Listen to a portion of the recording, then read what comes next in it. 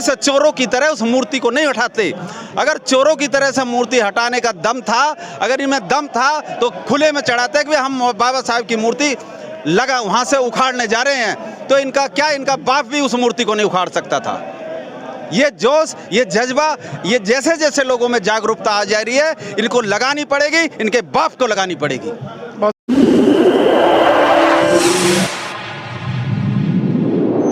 इस news channel पर जो भी वक्ता ने कहा वो उसकी अपनी राय है, जिसकी पुष्टि नेशन न्यूज इंडिया नहीं करता। धन्यवाद।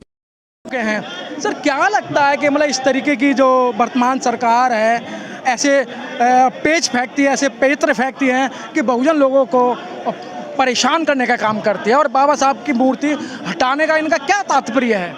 सर, इनका तात्पर्य ये है कि जो बहुजन समाज के अंदर जो ताकत आती जा रही है, 14 अप्रैल के अंदर जो एक जन सैलाब उमड़ता है और उसके अंदर जो संगठन बनता जा रहा है, इनको आने वाले समय में ये डर है कि कहीं ये इस बीजेपी सरकार को उखाड़ ना फेंक दें। और ये सच्चाई है, ये मैं कहूँगा, गर्व के साथ कहूँगा कि आज उपवन का मधुहास भी तुम देखोगे और कल रेगिस्तान की प्यास भी तुम देखोगे।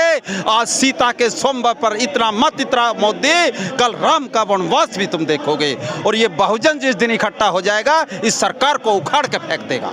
ये ताकत, वो समय कब आएगा सर? बहुजन इकट्ठा होगा, जब इकट्ठा होने की बात आती है तो इधर उधर भटक जाता है। आया था ना आपको सर, आम जब चुनाव आए, आम चुनाव के अंदर बहुजन सब इधर से उधर हुआ ना, तितर बितर। बहुजन इकट्ठा होने का कारण क्या है कि हमारी जो पार्टी है, जो बहुजन समाज पार्टी है, उसकी जो माननीय मायावती जी हैं, वो इस समय जो राजनीति की हवा है, उस हवा को नहीं पहचान पा रही है। आज का समय गठबंधन की राजनीति का है, अकेले चलने की राजनीति का नहीं है। अगर मायावती इस गठबंधन के साथ होती तो मोदी के फरिश्ते भी दूर दूर तक नजर नहीं आते। इस पार्लियामेंट के अंदर, पार्लियामेंट जो है बहुजनों की है, 85% हम लोग हैं। ये हम लोगों को, जो हमारा जो हेडलाइट लोग हैं, जो पढ़े लिखे लोग हैं, उनको गांव-गांव जाकर इस समाज को जगाना पड़ेगा। शिषपाल जी बहुत अच्छी बात करी कि मायावती जी हवा को रुख नहीं पहचान रही हैं। मानते हैं हवा को रुख नहीं पहचान रही हैं, लेकिन जो 131 मेंबर पार्लियामेंट जीत कर आए हैं, गठबंधन से जीत कर आए हैं, उन्होंने तो अभी तक कोई आवाज़ नहीं उठाई ना। बाबा साहब उठाई है। जो बीजेपी की सरकार है, जो बीजेपी जीत के आई है, उसके अंदर 56 MP जीत के आए हैं रिजर्व सीट से।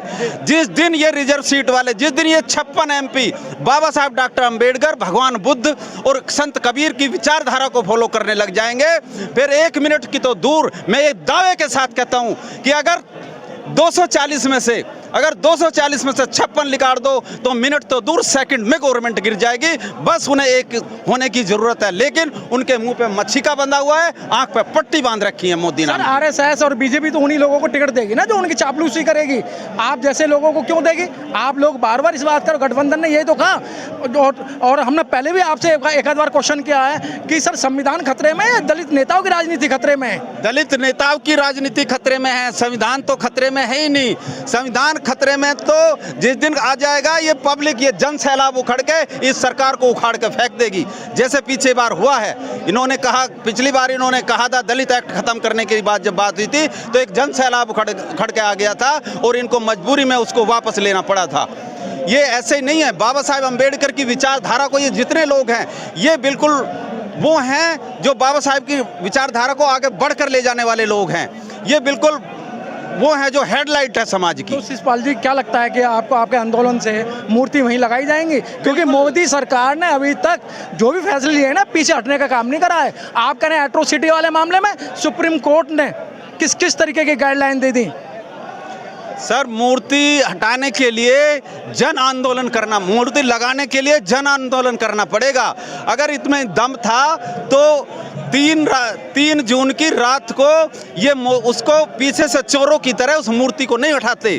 अगर चोरों की तरह से मूर्ति हटाने का दम था, अगर इनमें दम था तो खुले में चढ़ाते कि हम बाबा साहब की मूर्ति लगा वहां से उखाड़ने जा रहे हैं, तो इनका क्या, इनका बाप भी उस मूर्ति को नहीं उखाड़ सकता था। ये जोश, ये जज्बा, ये जैसे जैसे लोगों में जागरूकता आ जा रही है, इनको लगानी पड़ेगी, इनके बाप को लगानी पड़ेगी।